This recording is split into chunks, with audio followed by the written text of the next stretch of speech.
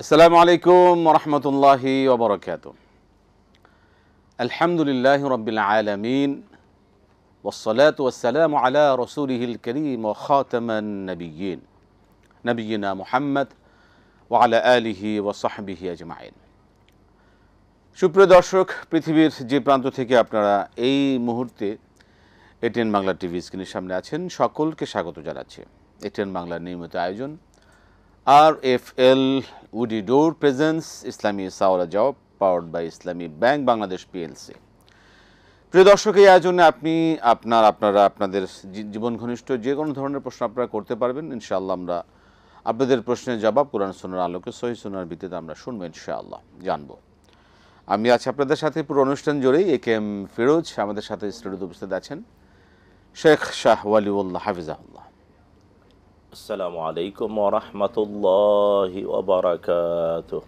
ওয়ালাইকুম আসসালাম ওয়া রাহমাতুল্লাহ। আহলান সাহলান শেখ, মারহাবান বিকুম। আল্লাহ ফিক আহসান, মাশাআল্লাহ। আমরা ইনশাআল্লাহ শুরু করব আজকের আয়োজন। প্রিয় দর্শক, আপনাদেরকে যথারীতি মনে করে দিচ্ছে যারা আমাদের সাথে এই আয়োজন আপনি কথা বলার সুযোগ পাচ্ছেন, যখন কথা বলবেন অবশ্যই মনে করে আপনি আপনার টিভি সেটের ভলিউমটা কমিয়ে আপনি কথা বলেন, এটাই অনুরোধ। আমরা শুরু করতে পারি আজকের আয়োজন ইনশাআল্লাহ। জি, শুরু করছি। দর্শক যিনি আছেন লাইনে, জি বিসমিল্লাহ, জি বলুন, জি বলবেন। আসসালামু আলাইকুম। সালাম হুজুর, আমার একটা প্রশ্ন ছিল। বলুন। হ্যাঁ, ওই যে আমার মা হচ্ছে আমার জন্য একটা নিয়ত করছিল যে আল্লাহ, আমার মেয়ের যদি চাকরি হয় তাহলে আমি মিলাদ করব বা মসজিদের 10 জন কাছে খাওয়াবো। তা এখন না, মসজিদের লোককে না খাওয়াইয়ে যদি আমরা ওই টাকাটা ইতিমখানায় দেই তাহলে কি জায়েজ হবে? তা কোরআনের কি কোনো নিয়ম আছে? মসজিদের 10 জন লোক খাওয়াবে নিয়ত করেছিল। হ্যাঁ হ্যাঁ। এখন সেই টাকাটা আপনি কি চাচ্ছেন মাদ্রাসায় খাওয়াতে? হ্যাঁ, এখন আমি ওইটা মসজিদের লোককে না খাওয়ায় এখন ইতিমখানায় দিতে চাচ্ছি, যে একবারে ইতিমখানায় দিলে গরিব বাচ্চারা খাইতে পারবে। ইতিমখানা দিতে এখন আমার মা বলতেছে যে বাসায় মিলাদ করবে, মিলাদ কি করা জায়েজ আছে? ওই টাকাটা ইতিমখানায় দিয়ে দিব। আর টাকাটা দিবেন হলে ইতিমখানায়, আর মিলাদটা বাসায় পড়াবেন, এই তো? এরকম কিছু না না, একটা করব, হয় একটাই আর কি। করা জায়েজ যদি থাকে তাহলে মিলাদ করতে হবে, আর না হলে টাকাটা ইতিমখানায় দিব। ওই মিলাতে যেটা খরচ হবে ওরকম পরিমাণ ইতিমখানায় দিয়ে দিতে চাচ্ছি। আচ্ছা, ঠিক আছে, ঠিক আছে, ঠিক আছে, ধন্যবাদ। আমরা শুনছি আপনার বিষয়ে। জি মোহতারাম, শুনলেন প্রশ্ন। আলহামদুলিল্লাহ ওয়াস সালাতু ওয়াস সালামু আলা রাসূলিল্লাহি ওয়া বাদ। আকুলু বিল্লাহিত তাওফীক। প্রথম হলো যে মান্নত, এমন ভালো কাজ দিয়ে মান্নত পূর্ণ করা উচিত এবং এটা আল্লাহর সন্তুষ্টির জন্যে। আর এই ক্ষেত্রে মসজিদের লোক মানে এটা স্বাভাবিকভাবে মসজিদে মুসল্লি যারা যায়, মান্নত জাকাত খাওয়ার উপযুক্ত ছাড়া কেউ খেতে পারে না। তাই বলেছিলেন তার মা মসজিদের 10 জন, কিন্তু মান্নত হওয়ার কারণে এটা জাকাত খাওয়ার উপযুক্তরাই খেতে হবে, সাধারণ কেউ খেতে পারবে না। এই জন্যে এতিমখানায় দিলে হয়ে যাবে। আমি আবার বলছি, মান্নত, যে কোনো মান্নত জাকাত যারা গ্রহণ করতে পারে তাদের জন্যেই। ধনী কেউ মান্নতের খাবার অথবা মান্নতের বিষয় নিতে পারে না, এই জন্যে এতিমখানায় দিলে হয়ে যাবে। ঠিক আছে, সেক্ষেত্রে মান্যতার নিয়ত কি, এটা কি একই হিসেবে ধরা যায়? উনি যেভাবে বললেন মান্যত আর নিয়ত, না আসলে উনি মান্নতই বলেছেন শব্দটা, আর একবার মান্যত বলে আবার নিয়ত বলছেন, যে মান্যত করেছেন, নিয়ত করেছেন। ব্যাপার হলো আসলে সেক্ষেত্রে আমরা কিভাবে এটা শর্তযুক্ত, যে আমার এটা হলে এটা করব, শর্তযুক্ত যে কোনো জিনিসের নামেই মান্নত। সুতরাং এটা মান্নত। আর এমনি একটা ভালো কাজ করব আমি, এটা হলো নিয়ত। কিন্তু এটা হলে, এটা শর্তযুক্ত হলে এটা আর নিয়ত থাকে না, মান্নত। সেক্ষেত্রে এই ব্যাখ্যাটা আপনার কাছে আমরা চাইবো মোহতারাম। আমি একটা প্রশ্ন নিয়ে আসি। যে দর্শক বলুন। আসসালামু আলাইকুম। হ্যালো, জি আসসালামু আলাইকুম। ওয়ালাইকুম আসসালাম। জি। আচ্ছা, আমি আপনার সাথে কথা বলতে চাচ্ছি। জি জি বলুন। হ্যালো, জি বলুন, শুনছি আমরা। আমি বলতেছি যে আমি হুজুরকে সালাম বলি, আসসালামু আলাইকুম। আমার প্রশ্ন হলো যে আমার ছোট ছোট নাতিনরা লেখাপড়া করতে মনোযোগী না, এক প্রশ্ন। আর আমি মোনাজাত করতে জানি না সুন্দর করে। সবাই জন্য কি একসাথে মোনাজাত করলে কি শেষ দেয়, ওটা কি কবুল হবে? মা বাবা, ভাই বোন, স্বামী, সন্তান, নাতি নাতিনি সবার জন্য যদি একসাথে শেষ দেয় মোনাজাত করে, এটা কি কবুল হবে? এটা একটা প্রশ্ন। আর খাওয়া তো মেখা যাবেন পরে যে ওইটা কি সঠিক নাকি বেঠিক? কোনটা কোনটা? হ্যালো, জি কোনটা বললেন, শেষে কি বললেন? খতমে খাজা গান, খতমে খাজে খান, খাজা গান যে পরে এটা কি সঠিক নাকি ভুল? খতমে খাজে খান পড়া ঠিক আছে কিনা? আর আমার ছেলে মেয়ে বাচ্চারা কেমনে লেখাপড়ায় মনোযোগী হবে এটা একটু কাইন্ডলি বলবেন। আসসালামু আলাইকুম, আমি খুব খুশি হব। ঠিক আছে, অনেক ধন্যবাদ। আমরা এক এক করে শুনবো নাতি নাতকি লেখাপড়া মনোযোগের জন্য কি করতে পারেন আমাদের এই নানি বা দাদি। মোহতারাম। জি। হ্যাঁ, এর আগে যেটা বলছিলেন যে তিনি যে বাসায় মিলাদ করাতে পারে কিনা, আসলে মিলাদ আরবি ভাষার শব্দ, যার আবিধানিক অর্থ হলো জন্মগ্রহণ করা অথবা জন্ম সংক্রান্ত বিষয়ে আলোচনা করা। আর স্বাভাবিকভাবে বলা হয় মুহাম্মদুর রাসূলুল্লাহ সাল্লাল্লাহু তাআলা আলাইহি ওয়াসাল্লামের জন্ম বৃত্তান্ত বা জন্মের বিষয়াবলী ঘটনাবলী আলোচনা করার নাম মিলাদ। কিন্তু দুর্ভাগ্য হলো আমাদের সমাজে মিলাদের নামে যে প্রক্রিয়াটা, এই প্রক্রিয়াটার ব্যাপারে উলামাদের অনেক প্রশ্ন রয়েছে। এভাবে করাটা বিশুদ্ধ বাস্তবতায় প্রমাণিত নয়। তাই মানে আমাদের দেশে উদ্দেশ্য কি, যে একজন মানুষ তার হয়তো কোনো কষ্ট অথবা কোনো সফলতা অথবা কোনো পরীক্ষা অথবা কোনো প্রাপ্তি অথবা বাড়িঘর বানাবে, দোকান উদ্বোধন করবে, বলে মিলাদ, মানে রাসূল সাল্লাল্লাহু আলাইহি ওয়াসাল্লামের জন্মবৃত্তান্ত আলোচনা। বাস্তবে করে কি, কিছু দুরূদ শরীফ পড়ে, তারপরে কিছু কবিতা এবং কিছু কাসিদা পড়ে, তারপরে দোয়া করে আর মিষ্টি খায়। ঘটনা হলো কষ্টের অথবা আনন্দের, বল্ল জন্ম বৃত্তান্ত আলোচনা করা। বাস্তবে কিছু দুরূদ শরীফ এবং কিছু কাসিদা বলল, তারপরে দোয়া করলো, তারপরে সবাই মিষ্টি খাইলো। মানে বলল একটা, করলো আরেকটা। বরং উচিত এই ব্যাপারে, যে কোনো ব্যাপারে যদি কেউ অন্তত দোয়ার আয়োজন করতে বলবে, বিশেষ দোয়ার আয়োজন, এটা আমাদের অনুরোধ। সুতরাং বিশেষ দোয়ার আয়োজন করতে পারে, আর এটা বাসায় করতে পারে, যে কোনো জায়গায় করতে পারে। দোয়া হলো ইবাদত। আল্লাহ তাআলা বোঝার তৌফিক দিন। সেক্ষেত্রে আমাদের মানে ট্র্যাডিশনাল গতানুগতিক আছে। আজকে আপনি মানে কেউ দোকান নতুন করলো, কিভাবে দোকান দিলেন, এটা মিলাদ দিলেন না, এই যে একটা মানে কথার কথা হয়ে গেছে, চেঞ্জ করতে হবে, শব্দটা এটা উচিত না, এটা বলতে হবে হ্যাঁ আমি এই আয়োজন, আমার এই প্রাপ্তি অথবা এই বিষয়ের জন্য আমি একটু বিশেষ দোয়ার আয়োজন করব। সেই দোয়ার ক্ষেত্রে আমরা দরুদ দিয়ে অবশ্যই দোয়া কবুল হয় না, সেখানে মাউলুদ আসতে পারে, সিরাত আসবে। কিন্তু এই ক্ষেত্রে মানে জানা উচিত, মানে রাসূলুল্লাহ সাল্লাল্লাহু আলাইহি ওয়াসাল্লামের প্রতি বিশুদ্ধ প্রমাণিত দুরূদ পড়তে হবে। রাইট। নিজের বানানো কোনো শব্দ দিয়ে পড়লে হবে না, হবে না, হবে না। আসলে এর থেকে আমাদের বের হওয়া দরকার। প্রিয় দর্শককে খুব আমাদের গতানুগতিক যে ধারা আমরা চলছি, আমি একটু শেয়ার করি মোহতারাম। গতকাল আমার নিজের ফ্ল্যাটে, নিজের বিল্ডিংয়ে এরকম একজন নতুন আসছেন ফ্ল্যাটের লোক। তিনি আমাকে হঠাৎ আসরের পরে বললেন যে হুজুর একটু আসেন, আমার বাসায় একটু মিলাদ আছে। তা আমি বলছিলাম যে মিলাদ আছে, তা আমি কিছু বললাম, আমি ঠিক আছে আমি আসতেছি। তা আমার একটু মানে আমি খুব ক্লান্ত ছিলাম, তবুও আমি গেলাম, যে একটু গিয়ে অন্তত তাদেরকে সামনে বসে এই বিষয়টা একটু আলোচনা করি, যে মিলাদ কি আসলে আর দোয়া কি। তা আমি তাই করেছি। আপনি যেটা বললেন যে আসলে মিলাদ বলতে আপনারা যেভাবে করতে চাচ্ছেন মিলাদটা, তো মিলাদ এখানের জন্য আপনি যেভাবে মানে যেটা চাচ্ছেন সেটা মিলাদ দিয়ে মানে এটাকে মেনশন করার কোনো বিষয় না, তাই না? এটা হলো দোয়ার অনুষ্ঠান। আমি সেখানে বসে তাই করেছি, কিছু আলোচনা করে, কিছু মানুষের আমলের আলোচনা করে, দোয়া করে আমরা শেষ করে দিয়েছি। তো প্রিয় দর্শক, এই দর্শকগুলো আমরা আমাদের বাস্তব জীবনে এগুলো আস্তে আস্তে আমাদের পরিবর্তন করা দরকার। আল্লাহ পাক আমাদের কবুল করুন। মোহতারাম, আমরা একটা প্রশ্ন নেই। জি দর্শক বলবেন। আসসালামু আলাইকুম। ওয়ালাইকুম আসসালাম। বলুন বলুন কি প্রশ্ন আপনার? জি বলুন, কি প্রশ্ন আপনার? ওই মসজিদে দরজা বন্ধ করে দিয়ে ফরজ নামাজ পড়া যাবে কিনা? মসজিদের দরজা বন্ধ, ফরজ নামাজ চলছে, যাবে কিনা? বন্ধ ফরজ চাপায় দিয়ে সেখানে কি এসি? এখন তো যে এসি চলে, তো এসির কারণে অনেক সময় বন্ধ রাখে। হ্যাঁ, কিন্তু অন্য মসজিদে আমি দেখছি যে ফরজ নামাজের সময় দরজা খুলে দেয় না। এসি চললে তো দরজা খোলা রাখতে পারে না, সেই ক্ষেত্রে তো বন্ধ রাখতে হয়। বন্ধ করে দিয়ে ওই সময় দরজা খুলে দেয়। আচ্ছা ঠিক আছে, ধন্যবাদ। আমরা এটা ঠিক আছে। আরেকটা বলুন।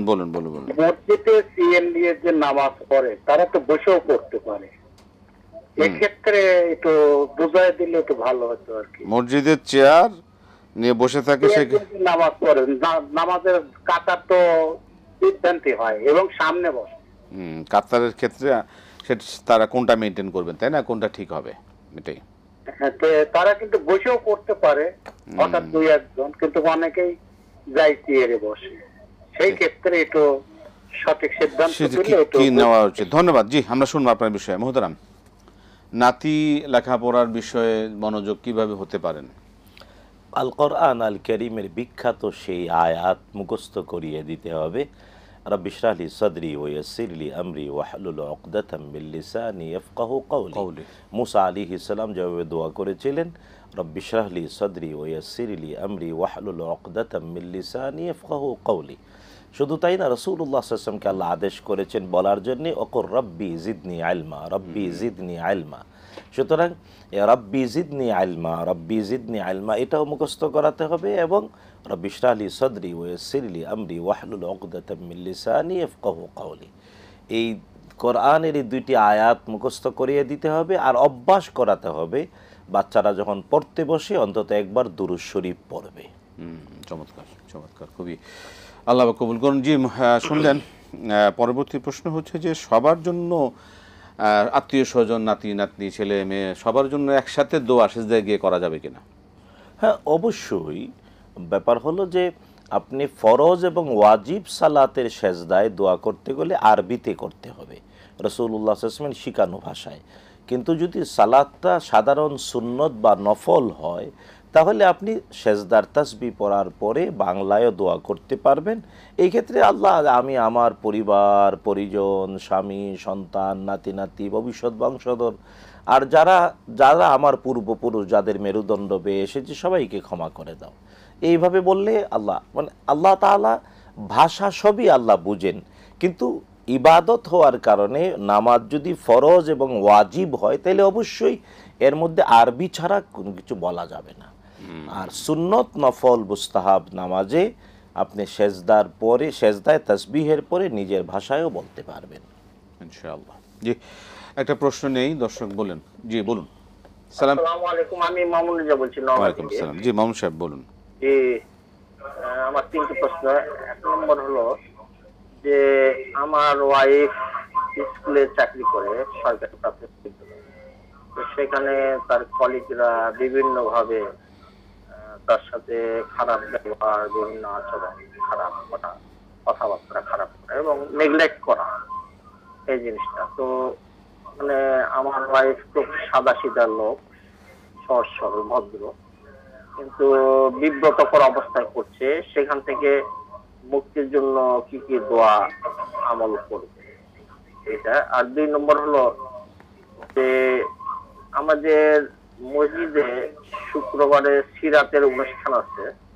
তো সেখানে সিরাতের অনুষ্ঠান শেষে যদি এমনি সবাই মিলে খাওয়া দাওয়া করা হয়, সেটা কি জায়েজ হবে কি? আর নামাজের ইমামের সঙ্গে সঙ্গে কি মুক্তাদি সবকিছু তাকবীর বা সালাম দিবে কিনা? আর দোয়া শেষে হাত মুসাফা করা হয়, মুনাজাত করা, এটা করা যাবে? দোয়া শেষে মুসাফা? হ্যাঁ হ্যাঁ, ঠিক আছে, অনেক ধন্যবাদ মামুন সাহেব। আজকে প্রথম সিজদা থেকে উঠে আজকে এটা কোথায় যায়? আসসালামু আলাইকুম। সালাম। একদিন এত প্রশ্ন করলে অনেকেই লাইনে থাকেন। মোহতারাম, খতমে খাজে খান এটাকে পড়া যাবে কিনা? খতমে খাজে গান ব্যাপার হলো যে এটা কিছু আলেমদের বানানো, এটা কেউ ইচ্ছা করলে পড়তে পারে, কিন্তু নিজেকে বাধ্যতামূলক মনে করে করা উচিত না। এটা কোরআন হাদিস দ্বারা সেরকম সহিহ সুন্নাহ দ্বারা প্রমাণিত না, সুন্নাহ দ্বারা তো প্রমাণিত নাই, বরং এটা হলো পরবর্তী যুগে এসে, অর্থাৎ সোনালী যুগ ক্রস হওয়ার পরে কিছু আলেমরা তাদের অভিজ্ঞতা দিয়ে দোয়া কবুলের জন্য এই আমলগুলো করা, এমন নির্দিষ্ট সংখ্যক মানে তাসবিহ, তাহলিল, তাকবীর এগুলা নিয়ে এই খতমে খাজে গান। মূলত এটা অনেকগুলো বিশুদ্ধ দোয়ার সমন্বিত বাস্তবতা, কিন্তু এটা কিছু আলেমদের অভিজ্ঞতার কথা। এটাকে বাধ্যতামূলক মনে করা অথবা এটা করলে দোয়া কবুল হবেই এমনটা মনে করা অপরাধ, কিন্তু এমনি যে কেউ পড়তে পারে, কারণ এটা প্রমাণিত, সুন্নায় প্রমাণিত এইভাবে নাই। পরবর্তীতে কিছু মানুষ অভিজ্ঞতার ভিত্তিতে তৈরি করেছেন। রাসূলুল্লাহ সাল্লাল্লাহু আলাইহি ওয়াসাল্লাম কখনো খতমে খাজেগান সাহাবীদের নিয়ে পড়ছেন? খাজেগান শব্দটা মূল ব্যাপার হলো কোরআন আর সুন্নাহ আরবি ভাষা। খাজেগান তো আরবি শব্দ নয়, এটা ফার্সি ভাষার শব্দ। মসজিদের দরজা বন্ধ রাখা ফরজ সালাতের সময় এটা কি ঠিক হচ্ছে কিনা? আচ্ছা, যিনি এই প্রশ্নটা করলেন তাকে প্রথম একটা অনুরোধ, তিনি সালামের জবাব যেভাবে দিলেন, অবশ্যই এইভাবে হয় না, সালামের জবাব শুদ্ধ করে দিতে হবে। আমরা বিনীতভাবে সবাইকে অনুরোধ করি, সালাম শুদ্ধভাবে দেব, জবাবটাও শুদ্ধভাবে দেব। সালাম আসসালামু আলাইকুম ওয়া রাহমাতুল্লাহ, জবাব ওয়ালাইকুম আসসালাম, ওয়ালাইকুম আসসালাম, ওয়ালাইকুম আসসালাম, এইভাবে জবাব দিতে হবে। উনি যেভাবে জবাব দিলেন একেবারে ভয়ানক। আল্লাহ হেদায়েত নসিব করুন। এটা একটা মহতারাম, আপনি খুব গুরুত্বপূর্ণ একটা বিষয় মাশাআল্লাহ আমাদের দর্শকদের জন্য তুলে ধরলেন, যে এটা আমরা একটা মানে কার্টেসি মনে করি, এটা যে একটা ইবাদত, এটাকে মনে রাখতে হবে, এটা একটা আমল, এটা একটা দোয়া এবং আমল হিসেবে সুন্নায় প্রমাণিত বাস্তবতায় বিশুদ্ধ শব্দে বলতে হবে। হ্যাঁ, মসজিদের দরজা বন্ধ করে ফরজ সালাত, ব্যাপারটা হলো যদি সত্যিই অন্য কেউ আর ঢুকতে পারবে না, অন্য কাউকে ঢুকতে দেয়া হবে না, অনুমতি নাই কারো ঢুকার, এই জন্য দরজা বন্ধ করে ফরজ সালাত আদায় করে, এবং এটাকে মসজিদ বলে, তাইলে এর নাম মসজিদ না, এর নাম হবে মুসাল্লা। মসজিদ হওয়ার শর্ত হলো ইজনে আম থাকা, সবাই প্রবেশ করতে পারবে, কারোর জন্য দরজা বন্ধ করে দেয়া হবে না। সুতরাং আপনি তো একবার ক্লিয়ার করে, যেটা হলো যে এয়ার কন্ডিশন চলে, তাইলে তো ঠান্ডা বাতাসটা যাতে বাইরে না যায় আর বাহিরের গরম বাতাসটাও যাতে না ঢুকে, এই জন্য আবার অনেক জায়গায় মানে ওই যে এয়ার কার্টার আছে, মানে এটা আবার এসির মতোই পয়সা দিয়ে কিনতে হয়, দরজায় লাগিয়ে দিলে গরম বাতাস ঢুকতে পারে না, ঠান্ডাটা বের হতে পারে না, মানে ওই বাতাসকে কেটে দেয়, এয়ার কার্টার বলে দরজায়। কিন্তু এটা অনেক সময় ব্যয় সাপেক্ষ, অনেক মসজিদে হয়তো লাগানো সম্ভব না। এই জন্যে প্রশ্নকারী যেভাবে বললেন, যদি মসজিদের শীতাতপ নিয়ন্ত্রিত ব্যবস্থার ঠান্ডা বাতাস যাতে বের না হয় আর বাহিরের গরম যাতে না ঢুকে, এই জন্য দরজা চাপিয়ে দিয়ে ভিতরে নামাজ হয়, কোনো অসুবিধা নেই। তবে হ্যাঁ, এটাও জানা উচিত, মসজিদ হওয়ার শর্ত সাধারণ সবার অনুমোদন থাকা, যে কেউ ঢুকতে পারবে নামাজের জন্য। কিন্তু হ্যাঁ, যদি রিস্ট্রিক্টেড করে দেয়া হয়, যেখানে এরা ছাড়া কেউ ঢুকতে পারবে না, তাহলে এটা মসজিদ বলা হবে না, এটাকে বলা হবে মুসাল্লা, নামাজের জায়গা। কারণ অনেক ভিভিআইপি, অনেক গুরুত্বপূর্ণ ব্যক্তিদের নামাজের জন্য হয়তো রিস্ট্রিক্টেড, তাদের নিরাপত্তার জন্যে মানে একেবারে নিরাপত্তার চাদরে ঢাকা নির্ধারিত জায়গা থাকে, ওটাকে মসজিদ বলে না, ওইটাকে বলে মুসাল্লা। সুতরাং মসজিদ হওয়ার জন্যে দরজা আর কেউ ঢুকতে পারবে না, এই জন্যে বন্ধ করা যাবে না। না না, খুবই গুরুত্বপূর্ণ বিষয়। যারা মসজিদ গেট বন্ধ করেন, এই আজকে থেকে সতর্ক থাকবেন ইনশাআল্লাহ। বর্তমানে আমরা একটা বিরতি নেব, বিরতি থেকে এসে ইনশাআল্লাহ আরও বিষয় জানবো, যারা প্রশ্ন করেছেন তাদের জবাবও শুনবো, যারা লাইনে আছেন তাদের ইনশাআল্লাহ প্রশ্ন নেব। দর্শক, আমাদের একটা বিরতিতে যেতে হচ্ছে। আপনারা দেখছেন RFL woody door presence Islami সালজা powered by Islami bank Bangladesh PLC।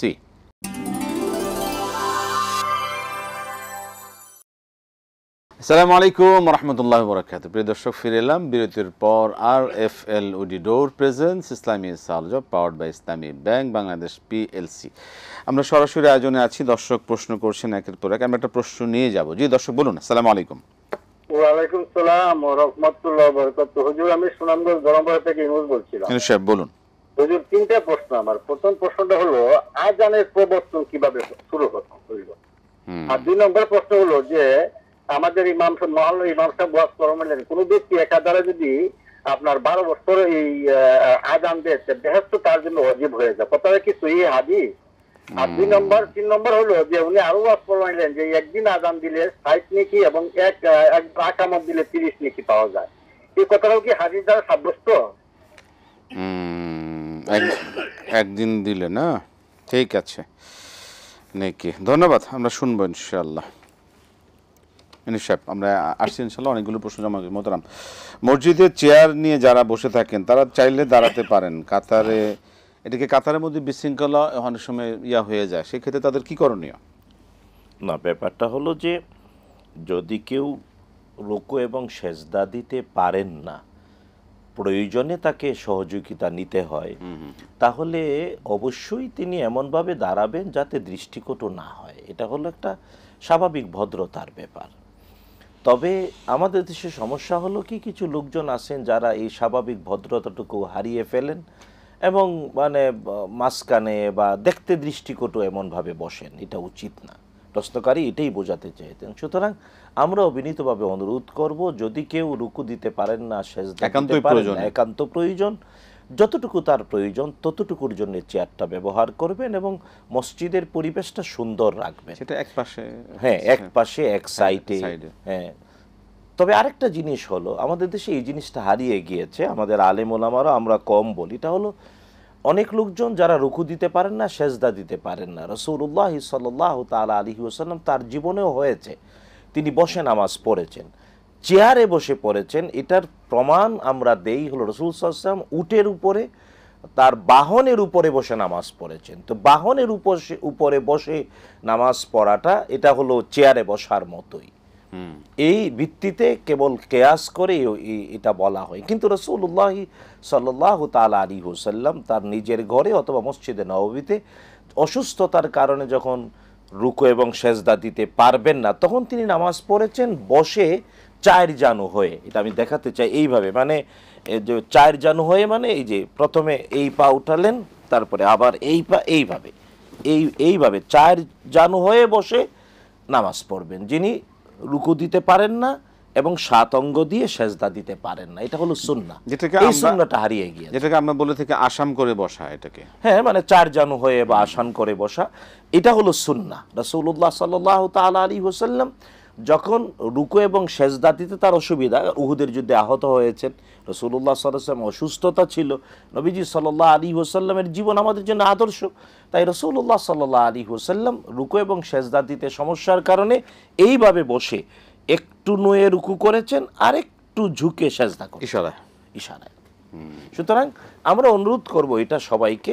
আর হ্যাঁ, যদি চেয়ার ব্যবহার করেন, জানা উচিত যে সালাতে দাঁড়ানোটা ফরজ, দাঁড়ানোটা ফরজ। সুতরাং সারা রাস্তা হেঁটে আসলাম, মসজিদে এসে একেবারে চেয়ারম্যান হয়ে গেলাম না, অন্তত দাঁড়িয়ে সালাতটা শুরু করবে। রুকুর সময়ে হয়তো চেয়ারে বসলো, অথবা রুকু ঠিকই দিল, সেজদার সময়ে সেজদা দিতে পারলো না 7 অঙ্গ দিয়ে, তখন চেয়ারে বসলো, এটা যাতে হয়। আর আরেকটা জিনিস হলো যে চেয়ারে যখন কেউ নামাজ পড়বেন, চেয়ারের পিছনের 2 পা, চেয়ার 4 পা ওয়ালা চেয়ার হয় অথবা 3 পা ওয়ালা টুল হয়, তো টুল এর পিছনের পা অথবা চেয়ারের পিছনের 2 পা হবে সফের সাথে। কারণ ইন্নামাল আমরু বিল খাওয়াতিম, প্রত্যেকটা কাজ শেষ অবস্থা দিয়ে গৃহীত হয়। এই জন্যে মানে যিনি চেয়ারে দাঁড়াবেন তিনি নামাজ সফের মধ্যে চেয়ারের পিছনের পায়া 2টা ওই লোকজনের পায়ের সাথে মিলবে, পায়ের গোড়ালির সাথে অ্যাডভান্স হয়ে দাঁড়াবেন। কারণ এতে যখন সবাই শেষ বৈঠকে বসবে, তখন শেষ বৈঠকে বসলে সিমিলার হয়ে যাবে। এই জন্য সফের এই ব্যাপারটা নিশ্চিত করতে হবে। অনেকে আবার এখানে উল্টাপাল্টা করেন, আল্লাহ হেদায়েত করুন। চমৎকার, খুবই গুরুত্বপূর্ণ একটা মাসালা আমরা জানলাম, এটা আমাদের ক্ষেত্রে খুবই সহযোগিতা আনবে ইনশাআল্লাহ। মুহতারাম, পরবর্তী প্রশ্নে যাব। ওয়াইফ স্কুলে তাদের কলিগ দ্বারা বিভিন্নভাবে একটু বিভিন্ন আক্রান্ত শিকার হন, এর থেকে যে মিসবিহেভ বা অসহযোগিতা, বিভিন্ন কারণ, এর থেকে আসলে মুক্তি পাওয়ার উপায় এবং সহযোগিতামূলক আচরণ তাদের কাছ থেকে আশা করার জন্য, পাওয়ার জন্য কি এমন আমল আছে? প্রথম হলো যে আসলে তিনি নিজেকে স্পষ্ট করবেন, ওরা কেউ কিছু বললেই তিনি পাছে লোকে কিছু বলে কেন তিনি মানসিকভাবে তো দুর্বল হবেন, হয় তার নিজের মানসিক অবস্থাটাকে সমুন্নত করবেন। আসলে রাস্তায় চলতে গেলে মানে একটা উদাহরণ দেই, রাস্তায় কোনো একজন মানুষ চললো, পিছনে কুকুর গেউ গেউ করলো, আমার কি আসে যায়? এটা এই মাইন্ড সেট আপটা হওয়া উচিত। আমি আমার কাজ ঠিক মতো করবো, রাস্তায় চলতে গিয়ে কুকুরের গেউ গেউ আমার কিচ্ছু করতে পারবে। আমার মধ্যে যদি সততা, হ্যাঁ, এটা হলো প্রথম, নিজের মাইন্ড সেটআপটা কনফার্ম করতে হবে। আপনি নিজেও আপনার স্ত্রীর মাইন্ড সেটআপটাকে কনফার্ম করেন, বলেন তুমি তোমার সততা, তুমি তোমার শিক্ষকতা, তুমি তোমার পেশাদারিত্ব দিয়ে নিশ্চিত থাকো। হ্যাঁ, এরপরেও যদি কেউ এবং পাছে লুকে উল্টা পাল্টা করে অথবা নেগলেক্ট করে, তাহলে রাসূলুল্লাহ সাল্লাল্লাহু আলাইহি ওয়াসাল্লামের শিখানো একটা দোয়া পড়বে, আল্লাহুম্মা ইন্না নাজআলুকা ফি নুহুরিহিম ওয়া নাউযু বিকা মিন শুরুরিহিম। আমি আবারও বলছি, আল্লাহুম্মা ইন্না নাজআলুকা ফি নুহুরিহিম ওয়া নাউযু বিকা মিন শুরুরিহিম। আল্লাহুম্মা ইন্না নাজআলুকা ফি নুহুরিহিম ওয়া ওয়া নাউযু বিকা মিন শুরুরিহিম। শুরুরিহিম। প্রিয় দর্শক, দোয়াটা আপনারা আমাদের যে ইউটিউব যে পেজ রয়েছে, ফেসবুক পেজ রয়েছে, সেখানে আপনারা পাবেন আমাদের যে আর্কাইভ আছে সেখানে, এবং ইউটিউবে আপনারা এই দোয়াগুলো পাবেন, আপনারা দেখে ইনশাআল্লাহ এগুলো মুখস্থ করে নেবেন। আমরা যাব, এর মধ্যে আবার সময় হলো একটি বিরতি নেবার। মহতরম, আমরা আবারও আসছি। দর্শক যারা অপেক্ষা আছেন, আপনাদের সকল প্রশ্ন জবাব ইনশাআল্লাহ আমরা আজকে শুনবো, আর যারা ফোনে আছেন একটা বিরতির পর আসছেন ইনশাআল্লাহ। আপনারা দেখছেন RFL ডোর প্রেজেন্স ইসলামী সাওয়াল powered by Islami bank Bangladesh PLC।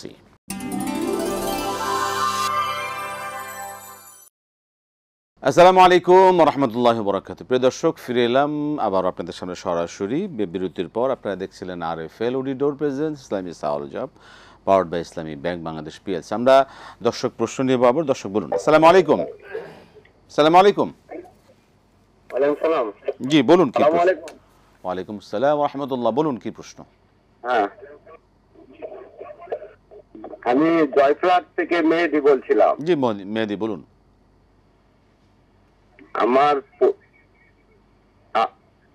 আমার প্রশ্নটা এই যে, আমার এখানে কিছু তরিকাভুক্ত লোক আছে। হ্যাঁ, এই তরিকাভুক্ত লোকেরা গরুর গোশতকে একবারে হারাম করছে।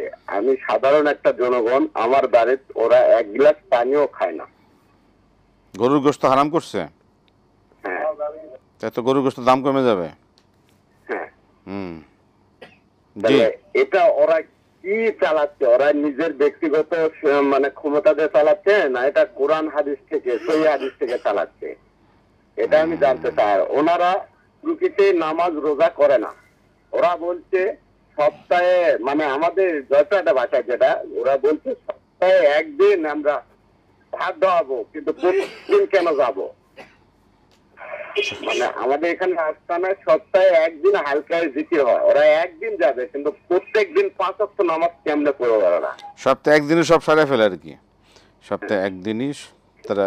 এটা কোরআনে কি বলে এটা আমাদেরকে অবশ্যই আমরা শুনবো আপনার প্রশ্ন জবাব। ধন্যবাদ আপনাকে মোহতারাম। অনেক প্রশ্ন। সিরাত অনুষ্ঠানে মসজিদে যাওয়া এবং সেখানে কিছু তাবারক বিতরণ ঠিক আছে কিনা? না, এটা করতেই পারে যদি আয়োজন হালাল উপার্জন থেকে, হালাল টাকা থেকে লোকজন এই জন্য তাবারুক দেয়, হতেই পারে। জি। মুক্তাদি কি ইমামের সাথে সাথে তাকবীরগুলো বলবে? অবশ্যই, ফরজ ফরজ ফরজ। আমাদের অনেক মুক্তাদি তাদের সালাত হয় না, কারণ ইমামের সাথে তাকবীর সে বলে না। মানে ইমাম আল্লাহু আকবার বলবে, সেও বলবে আল্লাহু আকবার। ইমাম বলবে সামি আল্লাহু লিমান হামিদা, সে বলবে রব্বানা লাকাল হামদ। এই যে তাকবীরগুলো এক রুকন থেকে আরেক রুকনে স্থানান্তর হওয়ার জন্য যে তাকবীরগুলো, এটা ফরজ সবার জন্য, সবার জন্য। ইমামও বলবে, মুক্তাদিও বলবে। কেবলমাত্র কাদ কামাতিস সালাহ, মানে যখন ওই যখন বলবে সামি আল্লাহু লিমান হামিদা, রুকু থেকে উঠে যখন বলবে সামি আল্লাহু লিমান, তখন বলবে রব্বানা লাকাল হামদ। আর যখন মুক্তাদি ইমাম সালাম ফিরাবে আসসালামু আলাইকুম ওয়া রাহমাতুল্লাহ, মুক্তাদিকেও উচ্চারণ করে সালাম ফিরাবে। নামাজ হবে না। সাউন্ডটা কতটুকু? নিজের কান পর্যন্ত আওয়াজ যায় এতটুকু হতেই হবে ব্যক্তিগতভাবে। দোয়ার পর অনেকে মুসাফা করেন, এটা কি ঠিক আছে কিনা? করতে পারেন। এটাকে মানে বাধ্যতামূলক মনে করা উচিত না, এমনি যদি কেউ মুসাফা করলে সৌজন্য করতেই করতে পারেন। আজানের প্রবর্তন কবে থেকে শুরু হয় সংক্ষেপে? আমাদের অনেক লাইন আছে। আজান রাসূলুল্লাহ সাল্লাল্লাহু তাআলা মদিনায় হিজরতের 17 মাস পরে যখন মুসলমানদের সংখ্যা বাড়ল, তখন রাসূলুল্লাহ সাল্লাল্লাহু আলাইহি ওয়াসাল্লাম সাহাবায়ে কেরামকে নিয়ে জানতে চাইলেন, পরামর্শ করলেন কেমন করে সবাইকে 5 ওয়াক্ত সালাতের সময়ে ডাকা যায়। তখন বিভিন্ন জনে বিভিন্ন পরামর্শ দিলেন। অসমাপ্ত রেখে বৈঠক শেষ হলো।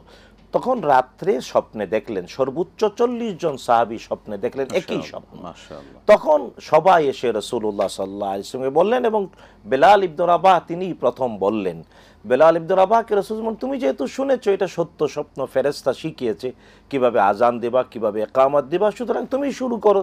তো বেলালের এই উচ্চকিত কণ্ঠে আওয়াজ আজানের যখন শুরু হলো, সবাই এসে বলেন, ইয়া রাসূল আমিও শুনেছি, আমিও দেখেছি, আমিও স্বপ্নে দেখেছি, একই সাউন্ড, একই শব্দ।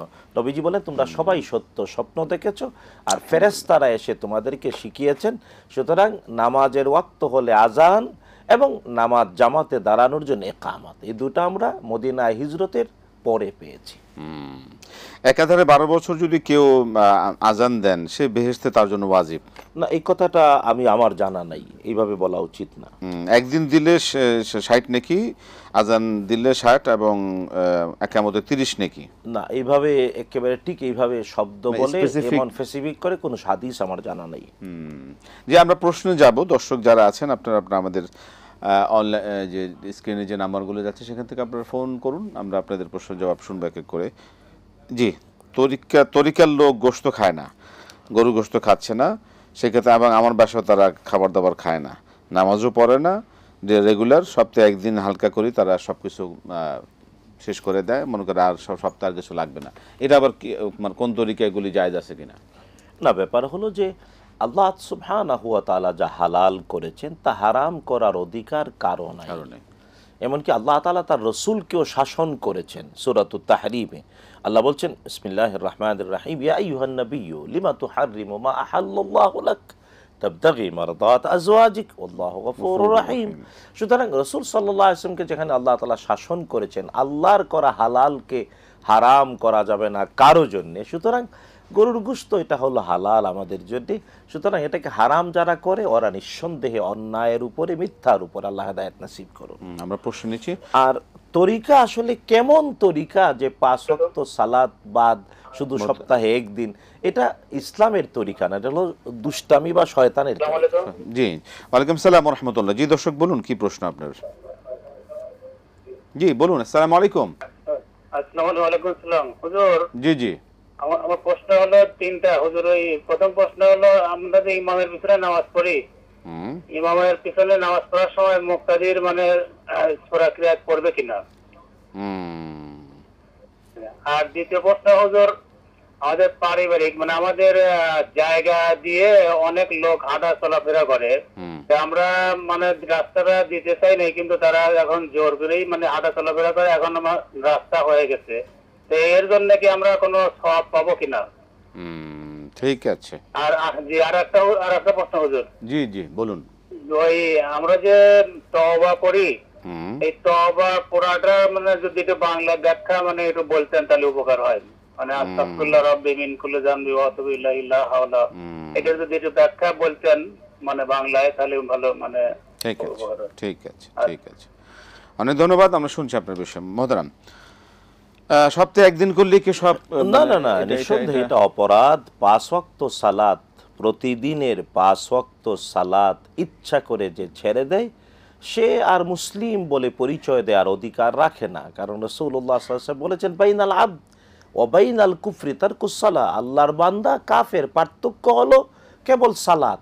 দৈনিক 5 ওয়াক্ত অবশ্যই 5 ওয়াক্ত সালাত কায়েম করতে হবে, আদায় করতে হবে। 5 ওয়াক্তের খবর নাই, সপ্তাহে মাত্র একদিন জিকির করলো, তাহলে এটা আল্লাহর রাস্তা হলো না, এটা হলো শয়তানি দুষ্টামির রাস্তা। আল্লাহ হেদায়েত নসিব করুন। নাউযুবিল্লাহ, আল্লাহ আল্লাহ পাক হেদায়েত করুন। তওবা করতে হবে, তওবা করে অবশ্যই 5 ওয়াক্ত সালাত কায়েম করতে হবে। আর আল্লাহর করা হালালকে হালাল মানতে হবে, হারামকে হারাম মানতে হবে। আমাদের পরবর্তী প্রশ্ন, ইমামের পেছনে সূরা কিরাত পড়তে হবে কিনা? ইমামের পিছনে একটু আগেও বলেছি, ইমাম এর পিছনে মুক্তাদি তাকবীরগুলো বলবে, মানে এক রুকন থেকে আরেক রুকনে যাওয়ার, এগুলো অবশ্যই ফরজ হিসাবে আল্লাহু আকবার, যখন সামি আল্লাহু লিমান হামিদা তখন রব্বানা ওয়া লাকাল হামদ বলবে, রব্বানা লাকাল হামদ, সালাম ফিরাবে, সেও নিজের কান পর্যন্ত আওয়াজ যায়, মুক্তাদিকে করতে হবে না, নামাজ হবে না। এখন প্রশ্ন হলো, যখন ইমাম নীরব, জোহরের নামাজ, আসরের নামাজ, ইমাম শুধু তার মাগরিবের 3য় রাকাত, এশার 3য় 4র্থ রাকাত, এই নামাজগুলোতে ইমাম যেখানে নীরব, সেখানে মুক্তাদি সূরাতুল ফাতিহা পড়াটা উচিত কল্যাণের বাস্তবতায়। কারণ আল্লাহর জবাব দেন সূরাতুল ফাতিহার প্রত্যেকটা আয়াতে। আর যেগুলি হ্যাঁ, আর যেগুলো ইমাম জুড়ে পড়েন, সেখানে ইমাম যদি সুযোগ দেন তাহলে পড়বে, আর না হয় ইমামের তেলাওয়াতটা শুনবে, ঝগড়া করতে যাবে না। আমাদের সময় শেষ প্রান্তে চলে এসেছি। পারিবারিক জায়গা আমরা যে মানুষ যে ব্যবহারের জন্য দিলাম, এর জন্য কি আমরা সওয়াব পাবো? অবশ্যই এটা প্রশান্ত চিত্তে বাধ্য হয়ে দিলাম এমনটা না হয়, জি। বরং চলাচলের জন্য রাস্তা আল্লাহর সন্তুষ্টির জন্য দিলেন তেইলে, সওয়াব কারণ পাওয়া যাবে। ইন্নামাল আমালু বিন্নিয়াত, জি। প্রত্যেক সওয়াব নির্ভর করে নিয়তের উপর। নিয়তের উপরে। জোর করে আমাদের শেষ লোকজন প্রশ্ন। রাস্তা নিয়ে নিল, তখন বললেন সওয়াব পাবো কিনা? না, আপনাকে নিয়ত করতে হবে। আল্লাহর ভালোবাসায় সাদকায়ে জারিয়া হিসেবে সওয়াবের রাস্তা নিয়ত, দিয়ে সওয়াবের দিতে হবে, নিয়ত। তাহলে আল্লাহ সওয়াব দেবেন। মোহতারাম শেষ প্রশ্ন আমাদের, তাওবার বাংলা যদি একটু বলে দেন। আসলে তওবার বাংলা উনি যেভাবে বলেন আস্তাগফিরুল্লাহ, আস্তাগফিরুল্লাহ মানে আমি ক্ষমা চাচ্ছি। ক্ষমা প্রার্থনা করছি আমার রবের কাছে সকল অপরাধ থেকে, তিনি ছাড়া আর কোনো শক্তি নাই এবং তিনি ছাড়া আর কোনো অবলম্বন নাই, লা হাওলা ওয়ালা কুওয়াতা ইল্লা বিল্লাহ। এবং তিনি হলেন সর্বময় কর্তৃত্বের অধিকারী মহান। সুবহানাল্লাহ। আস্তাগফিরুল্লাহ আল-আযীম আল্লাযী লা ইলাহা ইল্লা হুয়াল হাইয়ুল কাইয়্যুম ওয়া আতুবু ইলাইহি। প্রিয় দর্শক, এই ছিল সুবহানাকাল্লাহুম্মা ওয়া বিহামদিকা আশহাদু আল্লা ইলাহা ইল্লা আনতা আস্তাগফিরুকা ওয়া আতুবু ইলাইক। এই ছিল আজকে আমাদের আয়োজন। আপনাদের মূল্যবান প্রশ্নগুলো আমাদের জ্ঞানের জন্য খুবই উপকারী, আমাদের ইসলামকে পালন করার জন্য, সহিহ সুন্নাহ মতো চলার জন্য আমাদের জন্য খুবই উপকারী। আল্লাহ পাক আমাদের এ থেকে শিক্ষা দীক্ষা নেওয়ার তৌফিক দান করুন এবং আমরা যেন এই আমল করতে পারি, আমাদের জন্য সহজ করে দেন। এই ছিল আজকের আয়োজন। মহতারাম, আপনাকে অসংখ্য ধন্যবাদ। জাযাকাল্লাহু খায়র, বারাকাল্লাহু ফিকুম, হায়াকাল্লাহ। আজকে বিদায় নিচ্ছি প্রিয় দর্শক। আসসালামু আলাইকুম ওয়া রাহমাতুল্লাহি ওয়া বারাকাতুহু।